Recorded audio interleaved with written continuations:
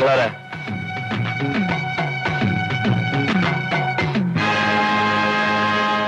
Inspector Balram.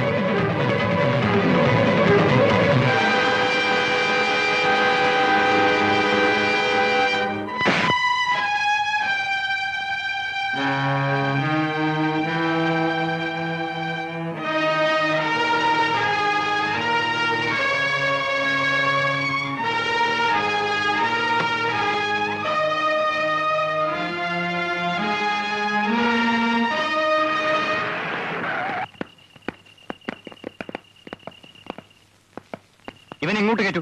ഇല്ല, ഇവരെ ചോദ്യം ചെയ്താൽ ഞാൻ വിട്ടുകൊടുക്കൂ. നോ, ഇൻവെസ്റ്റിഗേഷൻ ചാർജ് എനിക്കാണ്. Don't argue. Come on.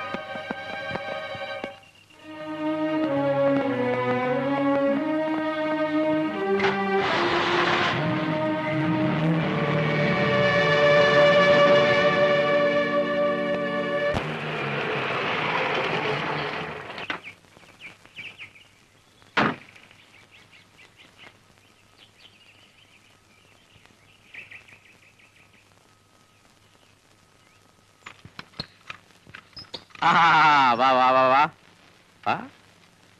മോൻ അപ്പൂപ്പനെ മറന്നോടാ? ഓർക്കാനീ അപ്പൂപ്പനെ അവനങ്ങനെ കാണാറില്ലല്ലോ. അത് നീ എന്നെ ഒന്ന് ഇരുത്തിയതാണല്ലോ മോളെ. ഇന്ന് മോഹമില്ലാഞ്ഞിട്ടല്ല, അടുത്താണോ എന്നും വന്ന് കാണാൻ. ഇപ്പൊ തന്നെ ഇവിടെ ഒരു കൊല നടന്നു അറിഞ്ഞപ്പോ പെട്ടെന്ന് പുറപ്പെട്ടു വന്നതാ. മരിച്ച ആളിനെ അച്ഛൻ അറിയായിരുന്നോ? സർക്കാർ കോൺട്രാക്ടർമാർക്ക് സിമന്റ് കച്ചവടക്കാരെ അറിയാതിരിക്കാൻ പറ്റില്ലല്ലോ. അടുത്ത് നടന്നൊരു ഇടപാടിൽ നല്ലൊരു തുക അയാൾ എനിക്ക് തരാനുണ്ട്. ലക്ഷ്യമൊന്നുമില്ല. ജയനെ കണ്ടൊരു വഴി ആലോചിക്കണം. അച്ഛന് കുടിക്കാൻ വല്ലതും എടുക്കട്ടെ? ഇല്ല ഇല്ല ഇല്ല ഇല്ല. മോനെ നോക്കാൻ ഞാൻ അയച്ച പയ്യനെ നീ എന്താ തിരിച്ചയച്ചത്? ഈ വീട്ടിൽ ഭാര്യയും ഭർത്താവും തമ്മിലുള്ള വഴക്ക് അന്യരെ അറിയിക്കണമെന്ന് കരുതി. വഴക്കോ? മകളുടെ ക്ഷേമം അന്വേഷിക്കാനല്ലല്ലോ അച്ഛൻ വന്നത്, വക്കീലിനെ കാണാനല്ലേ. മരുമകൻ ഓഫീസിലുണ്ട്. ഒരു സാധാരണ കുറ്റവാളിയല്ല Sathyaraj. He's an international criminal. എങ്ങനെ വാദിച്ചാലും ജാമ്യം കിട്ടില്ല. ഞാൻ പറഞ്ഞ വഴി ഒന്ന് ആലോചിച്ച് നോക്കൂ. പണം എത്ര വേണമെങ്കിലും കൊടുക്കാം. ജഡ്ജിയെ സ്വാധീനിക്കാനോ? നടക്കില്ല മിസ്റ്റർ വിൻസെന്റ്. നിങ്ങൾ ചെയ്യേണ്ടത് പറയൂ. കേസിന്റെ ഇൻവെസ്റ്റിഗേഷൻ ചാർജ് CA രവിക്കാണ്. FIR-ലും ഇൻക്വസ്റ്റിലും പ്രതിയെ ഫേവർ ചെയ്യുന്ന വിധത്തിൽ എഴുതണം. പോയിന്റ് ഞാൻ പറഞ്ഞുതരാം. പിന്നെ പിടിക്കേണ്ടത് സാക്ഷികളെയാണ്. പണം കൊടുത്തോ പ്രലോഭിപ്പിച്ചോ നടന്നില്ലെങ്കിൽ ഭീഷണിപ്പെടുത്തിയിട്ടെങ്കിലും ചെയ്യാം. എങ്കിൽ ഈ കേസിൽ സത്യരാജിനെ ശിക്ഷിക്കില്ല.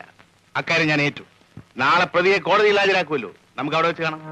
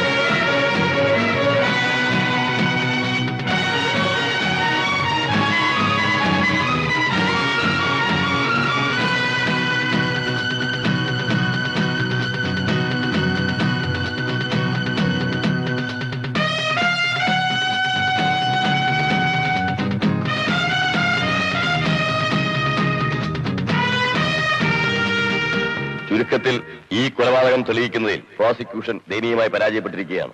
ഇവിടെ നിയമത്തിന്റെ പിടിയിൽ നിന്ന് അകന്ന് യഥാർത്ഥ കുറ്റവാളി നമുക്കിടയിൽ തന്നെ എവിടെയോ ജീവിക്കുന്നു എന്നോർക്കുമ്പോൾ കോടതിക്ക് ദുഃഖമുണ്ട്. പ്രതിക്കൂട്ടിൽ നിൽക്കുന്ന സത്യരാജ് നിരപരാധിയാണെന്ന് കണ്ട് കോടതി അയാളെ നിരപാധികം വിട്ടയക്കുകയാണ്. എന്നാൽ പ്രമാദമായ മറ്റു ചില കുറ്റകൃത്യങ്ങൾക്ക് ഉത്തരവാദിയായത് കാരണം ഈ വ്യക്തിയെ വിട്ടയക്കരുതെന്ന പോലീസ് ഡിപ്പാർട്ട്മെന്റിന്റെ അപേക്ഷ മാനിച്ചുകൊണ്ട് സത്യരാജിനെ റിമാൻഡിൽ വയ്ക്കാൻ കോടതി ഉത്തരവിടുന്നു.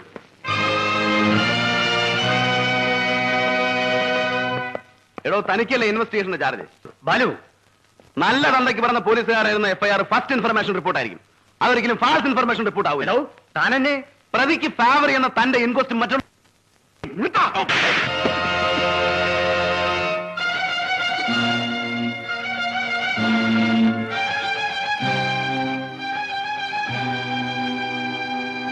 Mister Balram, this is too much. ഡിപ്പാർട്ട്മെന്റിന് മുഴുവൻ നാണക്കുണ്ടാക്കുന്നതാണ് ഈ സംഭവം. എനിക്കും അങ്ങനെ തന്നെ തോന്നുന്നു, സാർ.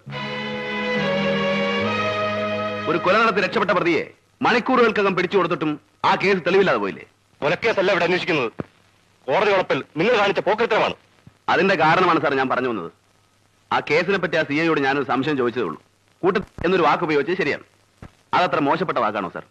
പുളിച്ച എന്നാണ് അർത്ഥം. നോൺസെൻസ്. എന്നെ ഭാഷ പഠിപ്പിക്കാനല്ല തന്നെ ഇവിടെ വിളിച്ചു വരുത്തിയത്. ചോദിച്ചതിന് സമാധാനം പറഞ്ഞാൽ മതി. നാട്ടുകാരുടെ മുമ്പിൽ വെച്ച് യൂണിഫോമിൽ നിന്ന് ഒരു പോലീസ് ഓഫീസറെ ഇയാൾ എന്തിനു തല്ലി? ഞാൻ തല്ലിയില്ല. പിന്നെ എന്താ മിസ്റ്റർ അവിടെ സംഭവിച്ചത്? പറയണം. ഞാൻ തല്ലിയതല്ല, എന്നെ കൂടെ തല്ലിച്ചതാ. എന്താണോ?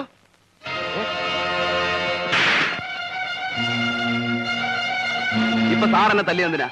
കോളറി പിടിച്ചതല്ലേ? ഞാനും അതിന് തന്നെ തല്ലിയത്. ആണായാലും ആരായാലും തല്ലിപ്പോകും സാറേ. ഇത്രേ അവിടെ നടന്നുള്ളൂ. അല്ലാതെ ഇപ്പോഴിവിടെ കാണിച്ച ഗിമിക് നിങ്ങളുടെ ഇന്നസെന്റ് തെളിയിക്കാനാണെങ്കിൽ no mister Balram, you are suspended. You can go. ഇപ്പൊ സാറിന് ബോധ്യമായില്ലേ? He's an outspoken and eccentric. Yes, like general pattern, a headache to his superiors. ഈ ജാതിയെ സർവീസിൽ ഇരുത്തുന്നതാണ് സാർ തെറ്റ്. എക്സ്ക്യൂസ് മീ സാർ, ഈ ബലറാമിനെ എനിക്ക് നേരത്തെ അറിയാം. ഇതായിരുന്നില്ല അയാളുടെ സ്വഭാവം. Are you trying to defend him? അവനെ ഒരു എക്സെൻട്രിക് ആക്കിയതിൽ വലിയൊരു പങ്ക് നമ്മുടെ ഡിപ്പാർട്ട്മെന്റിലെ sir. Alex. Yes sir, he's an out spoken. ആരോടും വെട്ടി തുറന്നു പറയും.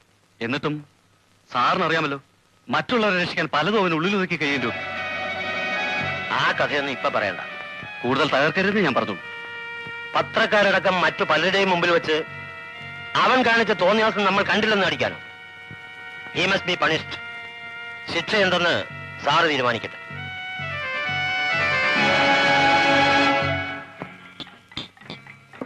അലക്സിന് എന്റെ ഫീലിംഗ്സ് മനസ്സിലാവില്ല. നാട് നിങ്ങളെ പന്ത് തട്ടുന്ന പോലെയാണ് അവന്മാർ എന്നെ ഓടിച്ചത്. അത് നിന്റെ ഓളത്തരം കൊണ്ടല്ല ബാലു.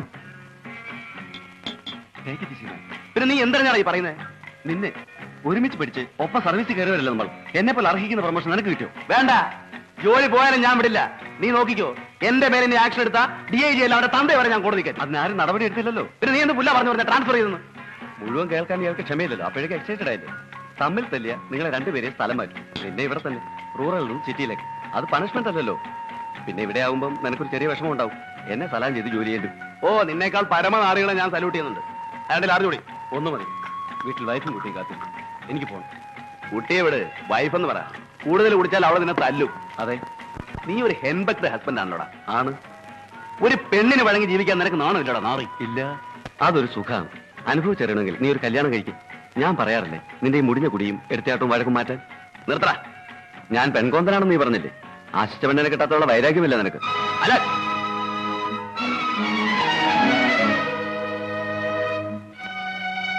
എനിക്കറിയാൻ ബാലു, കല്യാണമെന്ന് കേൾക്കുമ്പോൾ നീ കുരച്ചു ചാടുന്നത് ഇന്നും നിന്റെ മനസ്സിൽ അവളുള്ളതുകൊണ്ടാണ്. എടാ, നീ എന്റെ മൂട് കളയും.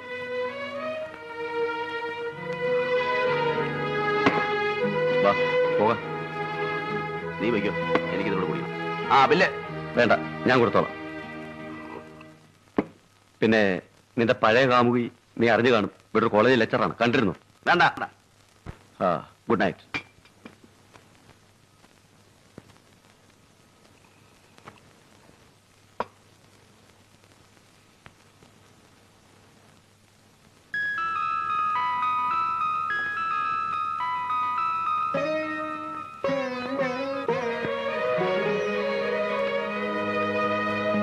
എന്തായി പറയുന്നേ?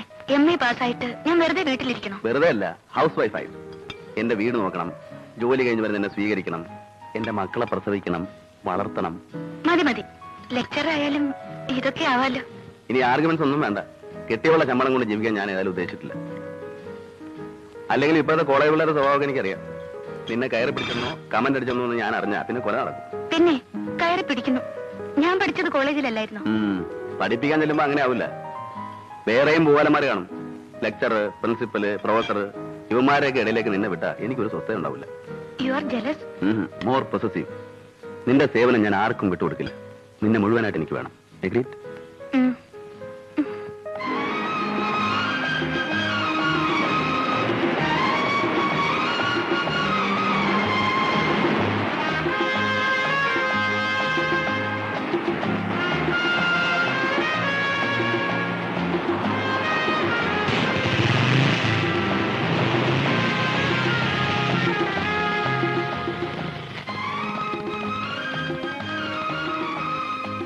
ബാലു കയറുന്നില്ലേ? ഇല്ല. അടുത്തത് ഒഫീഷ്യൽ വിസിറ്റ് ആണെന്ന്. എന്ന് വെച്ചാൽ മാരേജ് യൂണിഫോമിൽ.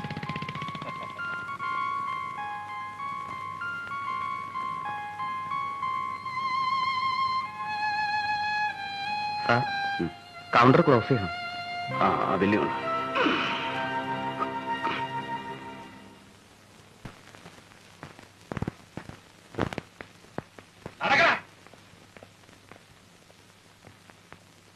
രാഘവനാരെ, ഒരു സംശയം കൂടി. ഇന്ന് എത്രാമത്തെയാ?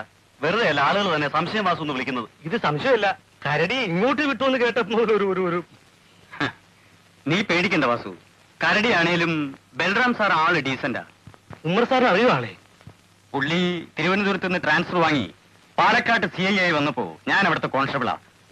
ഇപ്പൊ ഇവിടെ ഇരിക്കുന്ന DIGയോ ഞങ്ങളുടെ SP. അവിടെ നല്ലേ ഈ കേസും കുഴപ്പമൊക്കെ ഉണ്ടായത്. അപ്പോ ഒരു സംശയം കൂടി. അപ്പോ ഇതിന്റെ കാര്യത്തിൽ എങ്ങനെയാ? പശ പുള്ളിയായിട്ടൊരു കാശും വാങ്ങിക്കില്ല. പിന്നെ നമ്മൾ പാത്തും പതുങ്ങിയും വാങ്ങിച്ചെടുക്കുന്നത് കൈയിട്ട് വാരാനും വരില്ല. പുതിയ കോട്ടേഷൻ നിനക്ക് ഇഷ്ടമായോ? കൊള്ളാം.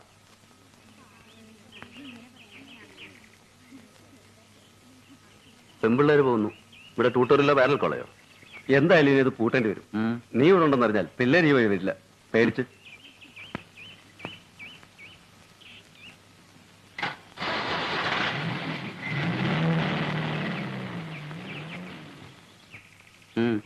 ഞാൻ സാറിനൊന്ന് കാണാച്ചിട്ടാ.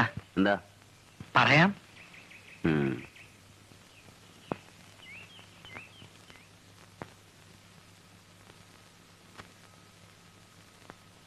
കാലത്ത് മുതലേ പുറത്ത് കാത്തിരിക്കുകയായിരുന്നു ഞാൻ. ആളൊഴിഞ്ഞിട്ട് കാണാന്ന് വെച്ചു. ഇയാൾക്ക് എന്താ വേണ്ടത്?